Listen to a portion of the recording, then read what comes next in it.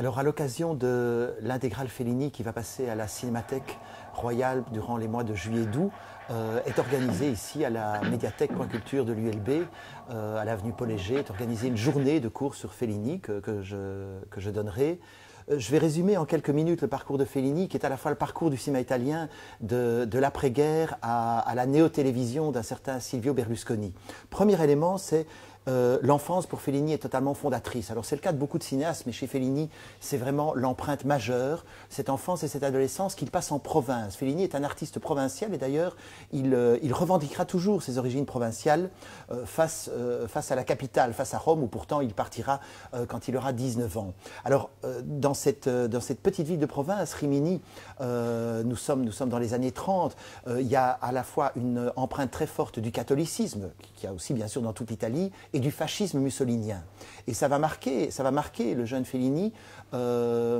Alors, par rapport au catholicisme, sa position est très ambiguë, parce que Fellini a le goût du mystère, donc il est spontanément porté vers la religion, et en même temps, ce qui est assez paradoxal, c'est qu'il sera fortement attaqué par les catholiques, notamment au moment de la Dolce Vita, qui est un film qu'on va vouloir interdire. Et il y aura même sur les portes des églises un panneau indiquant « Priez pour le pécheur Federico Fellini », ce qui l'a mortifié absolument. Donc il a une double position vis-à-vis de l'Église, et il aura aussi des alliés dans l'Église, et il fera appel à eux à différents moments de sa carrière, notamment dans les Nuits de Cabiria, où il y a certaines scènes qui ont été également censurées. Concernant le fascisme, c'est très simple, ça a donné à tout jamais le dégoût de la chose politique à Fellini, ou plutôt un désintérêt absolu. Fellini n'est pas un homme engagé, et c'est d'ailleurs très curieux, puisque au début de sa carrière, il s'associera au plus grand nom du néoréalisme, Rossellini, qui lui est un homme qui parle du contexte socio-politique en Italie dans l'immédiate après-guerre. Mais ce ne sera qu'une période transitoire pour Federico. Alors le troisième élément de sa jeunesse, ce sont les spectacles ambulants et notamment les cirques de province. Il y a une fugue, alors on ne sait pas si elle est vraie ou si elle est fausse, mais Fellini aurait suivi un cirque qui passait devant sa maison, et il en aurait eu un goût immodéré pour les clowns notamment, sur lequel il fera un film bien plus tard. Alors, même s'il va puiser dans son enfance, qui est vraiment fondatrice, il ne faut pas prendre non plus ses souvenirs au pied de la lettre, parce que Fellini est un homme qui tient compte de plusieurs dimensions de notre psychisme, c'est-à-dire que le factuel ne l'intéresse pas tellement. Ce qui l'intéresse, c'est ce qu'il en reste dans notre esprit, et notre esprit, on sait bien, est aussi un affabulateur, donc la réalité est toujours chez lui mélangée au fantasme, au rêve, au désir, alors qu'ils aient été réalisés ou qu'ils soient restés inassouvis. Et donc Fellini a toujours dit comme devise « je suis un grand menteur ». Voilà, mais ce n'est pas mensonge au sens de il cache la vérité. Pour lui, la vérité est quelque chose de beaucoup plus profond que simplement raconter un épisode qui se serait passé. Donc son travail sur la mémoire est très intéressant. Alors comme je le disais, à 19 ans, il part à Rome. Prétexte de faire des études de droit, mais je crois qu'il n'a jamais passé une heure sur les bancs de la faculté. D'ailleurs, c'est un élève pendant toutes ses humanités totalement médiocre. Par contre, à la Libération, il ouvre une boutique de caricatures avec des collègues qui font des caricatures des GIs qui viennent de libérer l'Italie, et notamment Rome en 1944. Et la passion du dessin est également un élément absolument important chez Fellini. Il dessinait tous ses professeurs à l'école et dans son travail de cinéaste, il utilisera beaucoup le dessin. On en a des témoignages, on a des dessins de Fellini qui sont régulièrement exposés. Il a également noté et dessiné ses rêves. Il y a le livre des rêves de Fellini qui est extraordinaire. Ce sont des dessins souvent extrêmement érotiques. Fellini, on pourrait presque dire, se défoule dans ses dessins et ses films ne donnent que le 10e de cet imaginaire érotique qui est quand même assez important chez lui. Mais il va utiliser ses dessins notamment pour visualiser ses films, et aussi pour travailler avec ses acteurs. Souvent, les acteurs de Fellini doivent se soumettre au dessin qu'il a fait des personnages qu'il imagine. Un bon exemple, c'est Donald Sutherland dans le Casanova. Fellini lui a inventé un faux front, lui a épilé les sourcils en abaissant ses sourcils. Donc Casanova, Sutherland a un front immense qu'il n'a pas dans la réalité, mais ça venait du dessin que Fellini, c'est sa façon d'avoir imaginé le personnage de Casanova, qu'entre parenthèses, il détestait absolument. Alors voilà, ça c'est la période à Rome, et via cette boutique de caricature, il va rencontrer différents acteurs et réalisateurs. Il va rencontrer Rossellini, Roberto Rossellini, qui, bien qu'il en fait des films sous le fascisme, produit d'ailleurs et scénarisé par le fils de Benito Mussolini, eh bien, il va collaborer pour les premiers films très importants d'un courant majeur du cinéma de l'après-guerre, qui est le néoréalisme. et il collabora comme assistant et comme co-scénariste sur Rome, ville ouverte, le grand film de la libération de Rome, et Païssa. Et ce qui est important, même si c'est très provisoire, parce que justement, l'image qu'on a de Fellini, c'est, j'ai intitulé mon cours, le voyage intérieur. L'image qu'on a de lui, c'est justement un homme qui a propulsé ses fantasmes sur l'écran. Et c'est très curieux de le voir collaborer pendant plusieurs années avec quelqu'un qui, au contraire, veut se trouver le plus proche du réel. Un réel qui n'est pas décanté par l'imaginaire de l'artiste.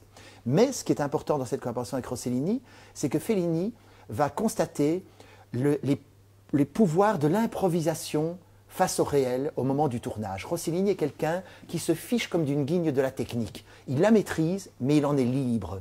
Et il a reconnu, même si les deux hommes se sont un peu brouillés après ces quelques années de collaboration, il a reconnu que Rossellini lui avait appris à avoir la liberté face à la technique, comme un peintre a la liberté devant sa toile, comme un écrivain a la liberté devant la page blanche, ou un dessinateur devant sa page aussi. Et donc ce serait une grande leçon qu'il retiendra. Fellini, il paraît même, ne prenait pas de photos, il était incapable de manipuler un appareil photo. Et Dieu sait la magnificence visuelle de ses films, donc c'était une école du regard qu'il a appris notamment dans cette collaboration avec Rossellini. Alors, comme je le disais, c'était provisoire, parce que dès qu'il passe à la mise en scène comme réalisateur, il va travailler sur autre chose, il va travailler sur le monde intérieur de ses personnages, sur leurs rêves, sur leurs désirs, et dans cette première période, il y a un personnage récurrent qui est l'ingénu, ou même la simplette, qui poétise le matérialisme ambiant. Ce sont des films très tristes, qu'on pense aux Nuits de Cabiria, qu'on pense à La Strada, avec Giulietta Massina, qui est l'épouse de Fellini depuis un certain temps. Et ces films parlent justement de ce regard poétique jeté par la pauvre prostituée Cabiria, par la simplette de Gelsomine dans La Strada. Donc il y a vraiment un infléchissement vers le monde intérieur à partir du moment où Fellini passe à la mise en scène. Alors ensuite arrive en 60 un film qui va déclencher un scandale absolu. Et Dieu sait si déjà Fellini avait été frappé par les scandales parce qu'on l'a considéré comme un traître au néoréalisme. Et l'Italie de l'après-guerre est une Italie extrêmement politisée entre la gauche et la droite. Et il y a deux cinéastes qui s'affrontent quotidiennement, c'est Visconti et Fellini.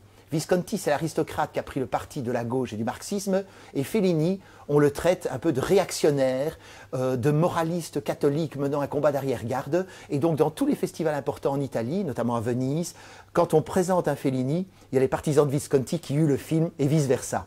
Mais ce n'est rien à côté du scandale qu'a représenté en 60 la Dolce Vita, qui est un portrait de Rome extrêmement vitriolesque.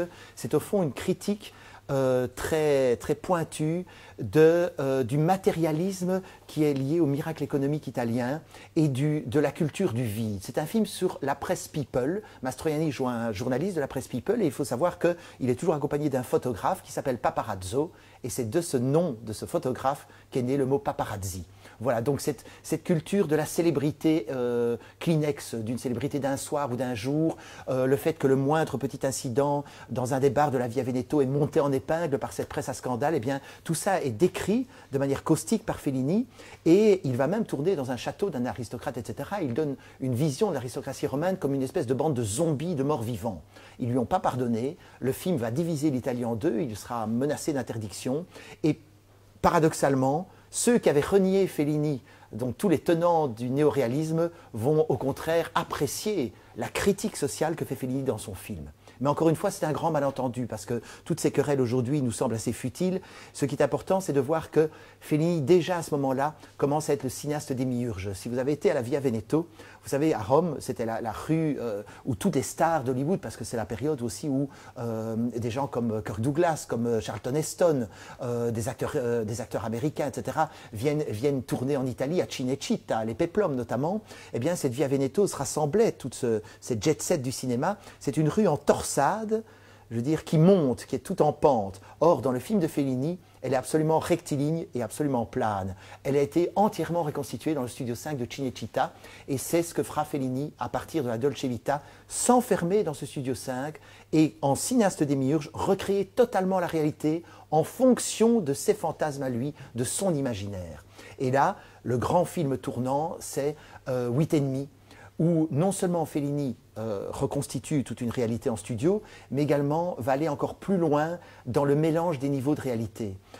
Il a toujours dit que pour lui, il ne voyait pas tellement de différence entre la réalité, le rêve, le fantasme, le souvenir, que entre tous ces domaines qui forment la totalité d'un homme, il y a il y a des passages, il y a des passerelles.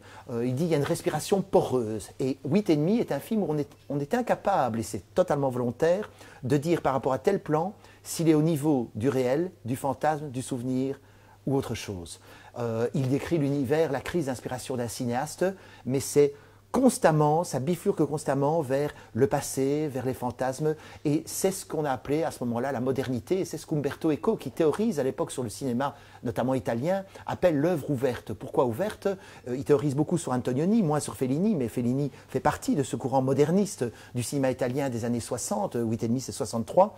L'œuvre ouverte, ça veut dire que le sens n'est plus donné tel quel au spectateur, comme il l'était dans les œuvres classiques. Quand on sortait d'un film classique, on savait ce que le réalisateur avait voulu dire. Quand on sort de 8,5, on se pose beaucoup de questions. Quand on sort d'un film d'Antonioni, le sens n'est pas apparent à première vue. Et donc cette œuvre ouverte, c'est au fond laisser au spectateur un maximum de marge d'interprétation. Et au niveau de la narration aussi, la narration est beaucoup plus secrète, sous-jacente. Beaucoup de gens ont pensé que La Dolce Vita était un film qui avait été improvisé jour après jour. Ce n'est pas du tout le cas. Fellini travaillait avec plusieurs scénaristes. Ses films étaient extrêmement bien construits, mais cette construction est beaucoup plus camouflée et c'est au spectateur à faire un effort pour aller vers le film. Et Antonioni, c'est la même chose. Donc là, c'était le grand tournant. Et à partir de ce moment-là, Fellini s'est véritablement fermé donc dans ce Studio 5 et il a décidé ensuite, puisqu'il avait abordé le monde intérieur de ses personnages dans sa période, La Strada, Les Nuits de Cabiria, etc., il a décidé de se pencher sur son propre monde intérieur. C'est le moment où il commence une analyse, une psychanalyse, non pas freudienne mais jungienne, ce qui est assez différent parce que la psychanalyse jungienne valorise beaucoup plus l'imaginaire et le psychisme de l'artiste que la psychanalyse freudienne. Et donc, Fellini, en quelque sorte, va creuser son propre moi, et ça se voit aussi dans les titres de ses films, Fellini Roma, Fellini Satyricon. Le Satyricon de Fellini est très différent du Satyricon de Petrone. Et quant au Fellini Casanova, il y a vraiment une lecture très personnelle des mémoires de Casanova, et Fellini haïssait ce personnage de séducteur impénitent, et il a été effectivement assez mal compris sur ce film-là par ceux qui précisément aimaient la prose de Casanova et aussi avaient vu en Casanova un homme des Lumières, c'est-à-dire un homme qui était pour le progrès de la rationalité, etc. Et ça, Fellini le gomme tout à fait dans son film. Donc, il va creuser ce moi, et ça donnera notamment un film extraordinaire qui est Roma, le Fellini Roma, où il n'y a même plus de personnage principal. Je veux dire, le Fellini Roma devait au départ être, au fond, une sorte de narration sur la période où Fellini avait quitté Rimini pour aller à la capitale à la fin de son adolescence. Et ça n'est plus du tout ça, ça devient un portrait personnel de la ville de Rome. Alors, dans la dernière partie de sa carrière, Fellini va mener le seul combat politique qu'il aura mené de toute sa vie. Il est scandalisé, lui qui croyait à l'image sur grand écran, une image totalement reconstruite en studio, il voit la banalité des images télévisuelles et notamment de ce qu'on appelait la néo-télévision dans les années 70, qui est financée par un certain Silvio Berlusconi. Et il va attaquer, bille en tête, cette télévision qui en plus se permet, lorsqu'elle passe des films, de couper les films par des intermèdes publicitaires. Alors il sera perdant parce que la publicité sera introduite, elle ne quittera plus jamais les écrans télé, et on a eu le même débat par rapport à la RTBF il y a un certain nombre d'années où effectivement les gens étaient scandalisés qu'une télévision publique, Berlusconi c'était une télévision privée, mais les gens étaient scandalisés qu'on ne coupe pas les films, mais qu'on introduise les films par des séquences publicitaires, etc. Mais Fellini sera tellement fâché contre cette situation qu'il va même faire des films contre cela. On en voit des traces dans Intervista, et alors Ginger et Fred est un film entièrement tourné comme une satire de la néo-télévision de Berlusconi. Voilà, donc c'est un parcours très riche, et je parlerai évidemment essentiellement de Fellini, puisque je donnerai 5 heures de cours le 16 juillet à la médiathèque Point Culture de l'ULB, mais nous allons traverser également le cinéma italien, avec ce courant majeur de l'après-guerre qui est le néoréalisme, cette intériorisation du récit et cette œuvre moderne que Umberto Eco qualifiait d'œuvre ouverte, et puis cette apparition de la néo-télévision et le combat que Fellini a mené contre. Voilà, donc je vous donne rendez-vous le 16 juillet pour cette journée spéciale liée à l'intégrale Fellini que la Cinémathèque proposera durant tout l'été.